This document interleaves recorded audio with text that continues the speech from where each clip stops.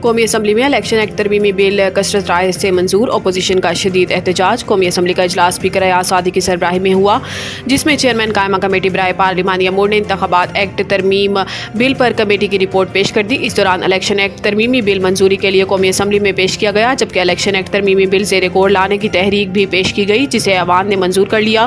تحریک بلال اظہر کیانی نے پیش کی، جس کی اپوزیشن نے شدید مخالفت کی۔ اپوزیشن ارکان نے ایوان میں احتجاج اور نعرے بازی کی، اسپیکر ڈائس کا گھیراؤ کیا اور ایجنڈے کی کاپیاں پھاڑ دی۔ اس دوران علی محمد خان نے ترمیمی بل پر ترمیم پیش کی، جس کی وزیر قانون نے مخالفت کر دی۔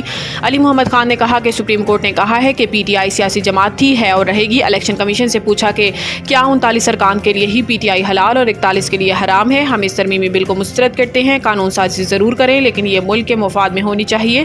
اس قانون کی سازی کے خلاف عدالت جائیں گے۔ لاہور، انسداد دہشت گردی عدالت میں اسد عمر کی طبیعت خراب، ہاسپٹل منتقل۔ سابق وفاقی وزیر اسد عمر لاہور کی انسداد دہشت گردی عدالت میں پیش ہوئے تھے، جہاں ان کی طبیعت ناساز ہوئی۔ ذرائع کا کہنا ہے کہ اسد عمر کو سینے میں تکلیف ہوئی، جس پر انہیں فوری ہاسپٹل لے جایا گیا۔ اسد عمر کے وکیل نے بتایا کہ سابق وزیر عدالت میں ہی تھے کہ ان کے دل میں تکلیف ہوئی، جس پر انہیں گود میں اٹھا کر گاڑی میں ڈالا گیا۔ اسد عمر کو پنجاب انسٹیٹیوٹ آف کارڈیالوجی منتقل کیا گیا، جبکہ شاہ محمود قریشی کے صاحبزادے زین قریشی بھی ہاسپٹل پہنچ گئے۔ اسپتال انتظامیہ کا کہنا ہے کہ اسد عمر کی حالت اب خطرے سے باہر ہے۔ بغیر ناشتے بلڈ پریشر کی دوا لینے سے ان کی طبیعت خراب ہوئی۔ انہیں طبی امداد فراہم کر دی گئی ہے، جس پر ان کی حالت بہتر ہو گئی ہے۔ حسینہ واجد نے اپنے ہم وطنوں کو ہی اپنا مخالف بنا لیا، حافظ نعیم۔ سوشل میڈیا پر بنگلہ دیش کی صورتحال پر رد عمل دیتے ہوئے حافظ نعیم نے کہا کہ بنگلہ دیش میں 15 سالہ جبر کے دور اور بھارت نواز حکومت کا خاتمہ ہو گیا ہے۔ حسینہ واجد نے بنگلہ دیش پر بھارت کو مسلط کیا ہوا تھا، جو ہوا وہ تصور بھی نہیں تھا۔ انہوں نے کہا کہ حسینہ واجد طاقت کے زور پر حکمران تھی، انہوں نے اپنے ہم وطنوں کو اپنا مخالف بنا لیا۔